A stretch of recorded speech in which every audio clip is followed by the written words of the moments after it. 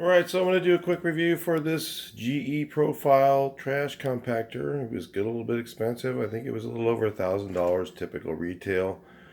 Um, and we haven't had too many problems with it as far as, the working mechanism has been fine. But I will show you something that in case you buy one of these that you may have to fix.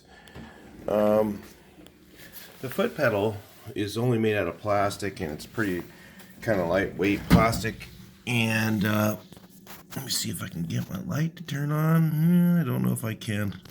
Usually it doesn't want to turn on once I've turned it off.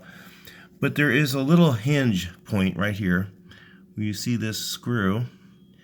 Okay, and what happens is this screw will work its way out.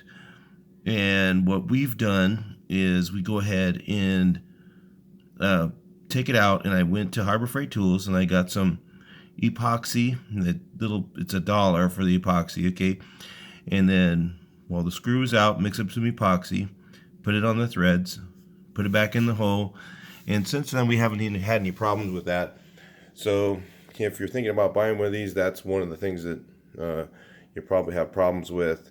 And we got it at Sears Outlet because of probably that issue. So, and got it for way cheaper than new. Other than that, it's actually worked really well. The mechanism is pretty good, but the foot pedal thing is kind of cheesy and really looks nice. And we're really happy with it. Other than that, and we've had it for, let's see, a little over a year now, and we really haven't had any other issues with it, because to get it to work, you have to put your foot underneath it and lift up, and that gets it to compact.